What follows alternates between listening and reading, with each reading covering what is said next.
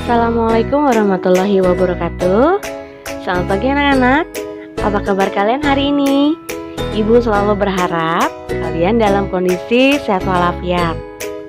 Alhamdulillah anak-anak, hari ini kita dapat bertemu lagi dalam pembelajaran daring PKN.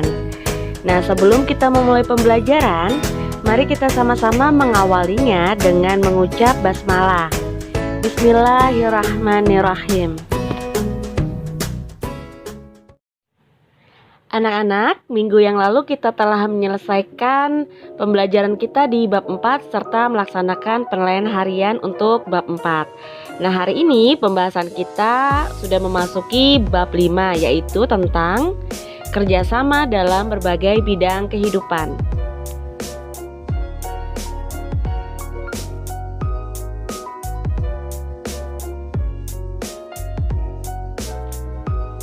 Ya anak-anak, kerjasama dalam mengusir penjajah dalam meraih kemerdekaan bangsa merupakan bukti kemampuan bangsa Indonesia mengatasi perbedaan-perbedaan yang ada. Terbentuknya Negara Kesatuan Republik Indonesia atau NKRI diawali dengan kesadaran nasional akan persatuan dan kesatuan bangsa. Persatuan sendiri adalah perserikatan, ikatan atau gabungan beberapa bagian yang sudah bersatu. Persatuan dan kesatuan berasal dari kata satu yang berarti utuh dan tidak terpecah belah. Nah, persatuan mengandung makna terikatnya beberapa bagian menjadi satu kesatuan. Sedangkan kesatuan berarti keadaan yang merupakan satu keutuhan. Kemudian, persatuan dan kesatuan itu bisa terwujud karena adanya kerjasama sesama masyarakat Indonesia untuk mengusir penjajah. Kesadaran akan satu kesatuan kebangsaan Indonesia berawal dari persamaan senasib dan sepenanggungan sebagai bangsa yang terjajah. Jadi awal persatuan dan kesatuan itu karena adanya perasaan senasib sepenanggungan. Nah, persatuan dan kesatuan merupakan senjata yang paling ampuh bagi bangsa Indonesia, baik dalam rangka merebut maupun mempertahankan kemerdekaan. Persatuan mengandung arti bersatunya bermacam-macam corak yang beraneka ragam menjadi satu kebulatan yang utuh dan serasi. Persatuan Indonesia berarti persatuan bangsa yang mendiami wilayah negara Indonesia.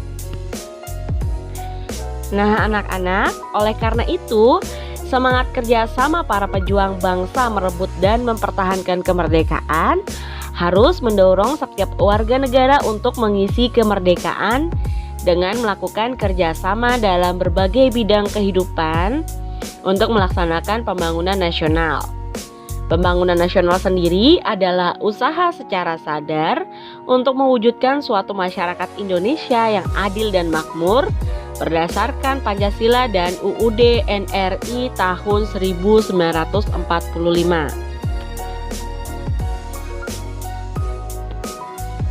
Nah, kemudian anak-anak, tujuan nasional bangsa Indonesia yang hendak dicapai melalui upaya pembangunan nasional itu tercantum dalam pembukaan UUD Negara Republik Indonesia tahun 1945, yaitu alinea keempat, yang isinya melindungi segenap bangsa Indonesia dan seluruh tumpah darah Indonesia, memajukan kesejahteraan umum, mencerdaskan kehidupan bangsa, dan ikut serta melaksanakan ketertiban dunia yang berdasarkan kemerdekaan, perdamaian abadi, dan keadilan sosial. Tercapainya tujuan nasional bangsa Indonesia mensyaratkan bahwa setiap warga negara harus melakukan kerjasama dalam berbagai bidang kehidupan untuk menyukseskan pembangunan nasional. Adanya kerjasama dalam berbagai bidang kehidupan sangat menunjang keberhasilan pembangunan nasional. Nah, kerjasama merupakan kegiatan atau usaha yang dilakukan oleh dua orang atau lebih untuk mencapai tujuan bersama. Semangat kerjasama dalam kehidupan di masyarakat terwujud dalam kegiatan gotong royong yang sesuai dengan kehidupan budaya daerah. Contohnya kegiatan gotong royong yang dilandasi semangat kerjasama. Misalnya Manunggal Sakato di daerah Sumatera Barat, Sikaroban di daerah Palembang, Gugur Gunung di daerah Jawa, serta Mapalus di Minahasa dan Subak di daerah Bali. Nah anak-anak, kita juga telah melaksanakan kerjasama. Salah satunya adalah dengan melaksanakan piket di kelas secara bergotong royong. Selanjutnya, dalam kehidupan di masyarakat, kerjasama dikenal juga dengan sebutan gotong royong. Nah, gotong royong yang dilakukan masyarakat Indonesia ini anak-anak merupakan perwujudan semangat sila ketiga Pancasila, yaitu Persatuan Indonesia. Gotong royong sendiri adalah kerjasama yang dilakukan sejumlah warga masyarakat untuk menyelesaikan tugas atau pekerjaan. Nah, dengan demikian pada hakikatnya dalam gotong royong terdapat kerjasama untuk kepentingan bersama. Gotong royong merupakan ciri khas dan budaya masyarakat Indonesia yang didorong adanya kesadaran bahwa manusia memerlukan bantuan orang lain dalam kehidupannya. Manusia dapat hidup secara wajar apabila bersama-sama dengan manusia lainnya, yaitu adalah perwujudan manusia sebagai makhluk sosial ya anak-anak. Nah, bentuk kerjasama atau gotong royong dalam kehidupan bermasyarakat, berbangsa dan bernegara dapat nampak dalam kehidupan sosial politik, ekonomi, keamanan dan pertahanan dan kehidupan umat beragama. Nilai ketuhanan, kemanusiaan, persatuan, musyawarah dan keadilan merupakan nilai-nilai Pancasila yang mendasari kerjasama atau gotong royong dalam kehidupan bernegara. Baik anak-anak, kita akan membahas bentuk kerjasama dalam berbagai bidang kehidupan ini. Yang pertama, kerjasama dalam bidang kehidupan sosial politik. Nah, landasan kehidupan sosial politik masyarakat Indonesia adalah sila keempat yang berbunyi kerakyatan yang dipimpin oleh hikmat kebijaksanaan dalam permusyawaratan perwakilan. Sila keempat pada prinsipnya menegaskan bahwa bangsa Indonesia akan terus memelihara dan mengembangkan semangat bermusyawarah dalam perwakilan. Nah, bangsa Indonesia akan tetap memelihara dan mengembangkan kehidupan demokrasi. Permusyawaratan adalah suatu tata cara khas kepribadian Indonesia untuk merumuskan atau memutuskan suatu hal berdasarkan kehendak rakyat, hingga tercapai keputusan yang berdasarkan kedaulatan pendapat atau mufakat. Perwakilan sendiri adalah suatu sistem dalam arti tata cara atau prosedur mengusahakan turut sertanya rakyat mengambil bagian dalam kehidupan bernegara. Antara lain dilakukan dengan melalui badan-badan perwakilan. Contohnya DPR, MPR. Selanjutnya yang kedua anak-anak, kerjasama dalam bidang kehidupan ekonomi. Dalam kehidupan ekonomi, kerjasama digambarkan pada pasal 23A UUD Negara Republik Indonesia tahun 1945 yang berbunyi, pajak dan pungutan lain yang bersifat memaksa untuk keperluan negara diatur dengan undang-undang. Pajak digunakan oleh negara untuk membiayai pembangunan nasional. Dengan demikian, pembangunan nasional untuk kesejahteraan dan kemakmuran rakyat dibiayai dari pajak. Setiap wajib pajak secara bergotong royong membiayai pembangunan nasional melalui pajak yang dibayarkan. Kemudian, pada pasal 33 ayat 1 menyatakan perekonomian disusun sebagai usaha bersama berdasarkan atas asas kekeluargaan. Nah, hal ini berarti dalam kegiatan usaha ekonomi digunakan prinsip kerjasama, saling membantu dalam usaha demokrasi ekonomi untuk mencapai kesejahteraan bersama secara adil. Nah, wujud badan usaha yang diharapkan dalam pasal ini adalah koperasi. Sebagai badan usaha, koperasi beranggotakan orang-orang dan badan hukum dengan berlandaskan prinsip kerjasama dan kekeluargaan. Gotong royong dalam kekeluargaan merupakan salah satu asas koperasi. Asas kekeluargaan mencerminkan adanya kesadaran manusia untuk melaksanakan kegiatan koperasi oleh, dari, dan untuk semua anggota di bawah kepengurusan koperasi. Kekeluargaan didasarkan rasa kekeluargaan seperti rasa saling menyayangi dan bertanggung jawab dalam mempertahankan nilai-nilai keluarga. Nah, sikap kekeluargaan dalam masyarakat Indonesia bukan hanya didasarkan oleh ikatan darah. Sikap kekeluargaan sudah ada dalam masyarakat Indonesia sejak dulu. Istilah torang samua bersaudara di masyarakat Manado, semboyan silih asa asi dan asu dalam masyarakat Jawa Barat, merupakan contoh nilai kekeluargaan yang dipelihara dalam masyarakat. Adanya nilai-nilai tersebut menimbulkan keakraban dan rasa dekat seperti layaknya keluarga dalam masyarakat.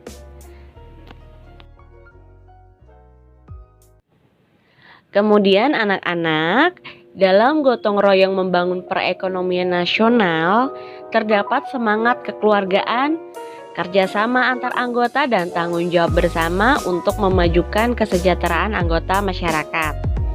Keunggulan koperasi dibandingkan dengan badan usaha lainnya adalah sebagai berikut. Yang pertama, dasar persamaan, artinya setiap anggota dalam koperasi mempunyai hak suara yang sama. Nah, yang kedua, persatuan, artinya dalam koperasi setiap orang dapat diterima menjadi anggota tanpa membedakan agama, suku bangsa, dan jenis kelamin. Lalu yang ketiga, pendidikan. Artinya, koperasi mendidik anggotanya untuk hidup sederhana, tidak boros, dan suka menabung.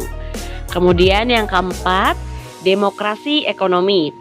Artinya, imbalan jasa yang disesuaikan dengan jasa masing-masing anggota berdasarkan keuntungan yang diperoleh.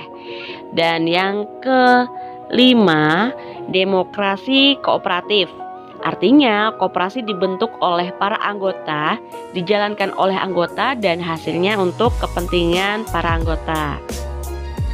Berdasarkan keunggulan ini, koperasi sangat baik dikembangkan dengan sungguh-sungguh, jujur, dan baik sebagai wahana yang mampu untuk mencapai suatu masyarakat yang adil dan makmur. Menurut Muhammad Hatta, Pasal 33 ayat 1 UUD Negara Republik Indonesia tahun 1945 merupakan soko guru sistem perekonomian di Indonesia. Baik anak-anak, yang ketiga yaitu kerjasama dalam bidang kehidupan pertahanan dan keamanan negara.